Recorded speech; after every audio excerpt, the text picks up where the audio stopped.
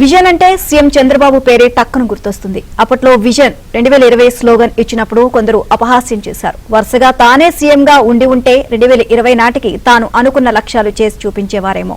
ఇక 2 టర్మ్లు పవర్లోకి రాలేదు టీడీపీ. ప్రపంచ వ్యాప్తంగా ఇప్పుడు విజన్ ట్రెండ్ నడుస్తోంది. అందుకే ఇప్పుడు విజన్ 2047ను ఎత్తుకున్నారు ముఖ్యమంత్రి Chandrababu.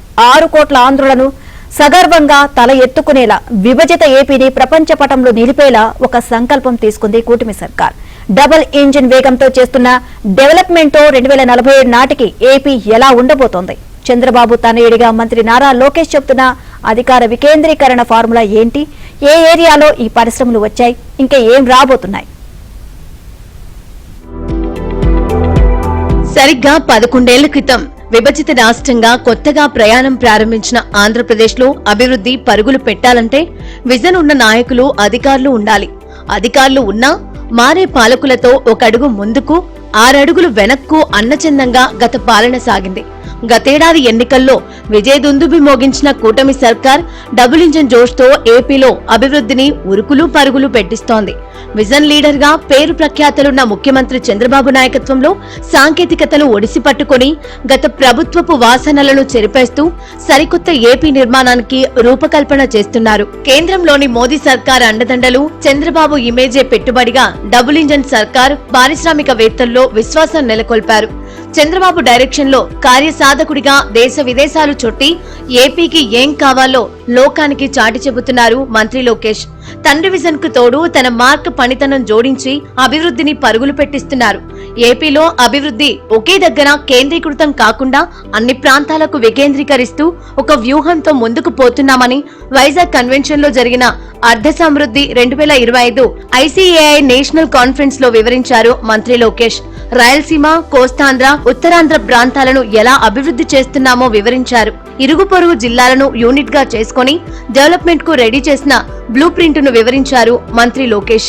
What we as a state want to achieve is decentralized development. If you look at Anantapur, we want it to be the automotive capital of India. North Anantapur and Kurnool will be the renewable energy capital for India. If you look at electronics manufacturing, we're bringing it to Kadapa and Chittoor district. Nellore already has a lot of diversified manufacturing, but all of you here will be surprised to know that currently 50% of the air conditioners manufactured in India comes out of Nellore district. LG, I laid foundation to the LG plant. Daikin is going to come. ఇక కోస్తా జిల్లాలో దిగ్గజ కంపెనీలు సరికొత్తగా పెట్టుబడులు పెట్టనున్నాయని ప్రకటించారు లోకేష్. ప్రకాశం జిల్లాలో Reliance సంస్థ compressed bioglass plant పెట్టబోతోందని, ఇది దేశానికే తలమానికంగా నిలుస్తుందన్నారు. త్వరగా ప్లాంట్ పెట్టించే నిమిత్తం తాను ఇటీవలే ముంబై వెళ్లి వచ్చినట్లు చెప్పుకొచ్చారు Lokesh. Closely to make Prakasam district the CBG, compressed biogas capital of India. So that project is also moving exceptionally fast. Krishna and Guntur is where the capital city Amravati is, and that is going to be the quantum valley for South Asia. East-West Godavari districts are well known for aqua. We're going to continue to support them. ఇక Google లాంటి ప్రపంచ ప్రసిద్ధిగాంచిన సంస్థలు విశాఖలో తమ కార్యకలాపాలకు okay చెప్పాయి. Bhogapuram airport ప్రారంభమైతే Uttarandhra ప్రాంతానికి గేమ్ చేంజర్ అవుతుందని, అభివృద్ధిలో 3 జిల్లాలు దూసుకుపోవడం ఖాయమన్నారు మంత్రి Lokesh.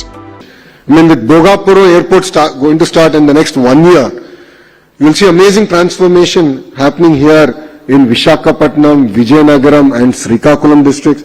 There are huge investments coming in the pharma sector, IT sector, medical devices, even in the ports. There are huge investments now coming about.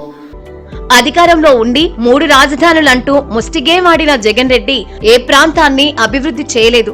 చివరకు రాజధాని లేని రాష్ట్రంగా ఏపీని ప్రపంచానికి పరిచయం చేసిన ఘనత పులివెందుల పులకేసికే దక్కుతుంది. జగన్ మార్క్ అరాచకాల నుంచి ఏపీని బయటపడేసి అభివృద్ధి దిశగా రాష్ట్రాన్ని పరుగులు పెట్టిస్తున్నారు తండ్రి కొడుకులు.